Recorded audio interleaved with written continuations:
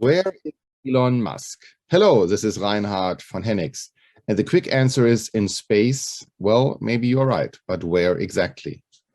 If you're interested in tracking down Elon Musk's plane, which may be an indication where Elon Musk is in real life, just go to a Twitter account known as Elon Jet. There is a student, a college freshman, who is tracking down Elon Musk's plane and also the movement attached to other planes owned by Elon Musk or by SpaceX. And the question boils down to, is he allowed to do that, and what is the story behind? The student uses publicly available data. This data can be seen from anybody by anybody, and certainly it is one way to understand weird FAA data. The other part is to understand what's happening. If you know that planes have an ASDB transponder and ADSB transponders are pinging its point of the plane over to the whole wide world, if you're able to track down the ADSB exchange, you know exactly where a plane is. Exactly, maybe with a data delay of a couple of minutes, maybe even 15 minutes. But at the end, we all know where planes are. It's a question of safety. But is it a question of safety or national security if the president's plane, the legendary Air Force One, is being traceable like that? Is it a paparazzi issue when celebrities like Elon Musk are being traced where their planes are? Maybe it is. So this resulted now in a funny exchange over direct messages between Elon Musk and Mr. Sweeney, the student who's tracking down over his Twitter account, Elon Musk's. And Elon offered $5,000 for taking it down. The student said, well, that's not enough. I would like an internship instead of money because I believe I can gain some experiences. Whether or not Elon Jet will be taken down or not, the future will tell. But the interesting component is, what is your expectation of data privacy? What is your expectation of privacy when you're flying a plane? What is your expectation from a celebrity point of view that your whereabouts are known or not known? The current technology certainly leaps down to areas beyond imagination, and based on the public information available, Elon was rather surprised about how easy it was to track down the location of the plane. Public data is one part. What you make out of it and how you show it to the public is a complete different question. Do you know the story of the Flying Dutchman? Hello, this is Reinhard von Hennigs. And the opera enthusiast would know that this is a great opera about a ship which is destined never to enter a harbor. It seems to be that in the year 2022, we have a modern version of Flying Dutchman. Well, maybe even two. Crystal Cruises are in dire need of a harbor, as their destination for two of their ships, Miami, does no longer seem to be feasible. A federal judge issued an arrest warrant for the ships for unpaid fuel bills, and the Crystal Cruise Line decided to reroute two of their ships, for example, the Crystal Serenity, over to Bahamas in order to avoid any seizure of their ships. The ship's trip certainly is exciting for some, but not exciting for the passengers. So the questions of liability, repayment, and other things come to mind. However, the enforcement situation is on a different schedule, as the cruise ship appears to be in a bankruptcy or pre-bankruptcy proceedings. So will you get your money back is a complete different questions. So Crystal Serenity and other Crystal Cruises are now in dire need of a harbor, just like the Flying Dutchman's. Lessons learned at this time is international waters is a fascinating story, and in enforcement in certain ports seem to be more complicated than in other ports. So in other words, I can see the Crystal ships going from harbor to harbor, unlike the Flying Dutchman, where they're allowed to enter. However, they can never bring it home to Miami. Whether you're a private citizen, an international business leader, or simply someone eager to stay on top of the latest news, this book is a great way to get caught up on the most recent developments in the worlds of international business, tax, politics, and social affairs. Go to morningmusings.com and order your copy today. Are you liable for $618 million? Hello, this is Reinhard von Hennigs. And if you're Qatar Airlines, the answer is yes. Airbus is liable for $618 million for a paint job. Well done or not well done will be the question of the court. Qatar filed in London against a French manufacturer for the delivery of airplanes to Qatar. Interesting jurisdictional questions here at stake. For $618 million for contractual compensation for Airbus for partial grounding of 21 jets who have an improper paint job. Plus $4 million for each day where the planes are not flying. And also Qatar demanded the High Court in London not to attempt to deliver any more airplanes until and unless the paint issue is fixed. The complaints talk about some blistered paint, cracked window frames, or something around that. The new Airbus A350 is all on a composite material, and its airplanes are subject to lightning. On average, one plane is struck once a year by lightning.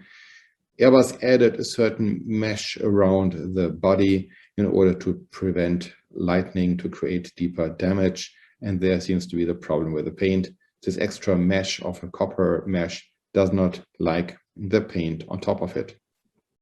So the complaint goes on that there is a 76 million for one airplane alone, which had to be repainted over and over again, especially in light of the 2022 World Cup, which Qatar is hosting later this year, and it was necessary.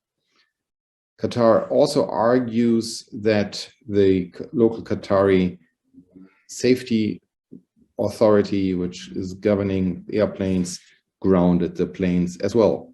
Well, you may wonder whether a state-owned airline with a state-controlled safety board has the ability to ground some planes in order to create a damage. But of course, I would never think that this is a likely way how things are being done. But the legal takeaways I have right now are one. Why can you sue in London against a French manufacturer when the airplane is in a different part of the world? And number two, how can you prove damage of paint of airplanes which have been in service for many years? This 76 million claim for one airplane has been in service for 5 years. And as we all know, airplanes fly, airplanes get repainted, and airplanes get into ongoing service. So I'm curious about the outcome. And if you're a passenger, watch out for cracked paint. Do you Wordle? Hello, this is Reinhard von Hennigs. And the question could also be, what is Wordle? So for those who do not Wordle, here is the quick summary. Wordle is a time-based word game in which you are given letters to create a word as fast as you can. If you get stuck, you can use a skip button, but only a certain amount of time. It's a great way to compete. There are always 5-letter words, and you see based on the color coding green, right letter, right position, versus yellow and black or gray, right letter, wrong position, or everything is wrong. So folks are playing Wordle like crazy. The New York Times just acquired Wordle a couple of days ago, and you may wonder, why did the New York Times acquire Wordle? I believe it is a great marketing and advertising platform with millions of players around. It started in December with only a few hundred, a few thousand, and now it's skyrocketing. That this platform with so many players around the world would be great to put some advertising in, be it a banner, be it on the left, right, upper or lower corner of it. I am waiting to see what will happen here. Interesting enough, in the United Kingdom, where Wordle originated, there are now discussions out. If you post your Wordle results in social media, I will defriend you, which led into the funny 4-letter word sorry being posted by some folks using the same green, yellow, and black coding. What's your takeaway? If you're a business such as the New York Times, look out on the market, what is up, what is hot, And how can you reach a new consumer base? How can you reach a different market by just trying something different? I congratulate the New York Times for this bold move, but the question to you is, what do you do to reach out to customers? What do you do to reach out to a different group of potential customers?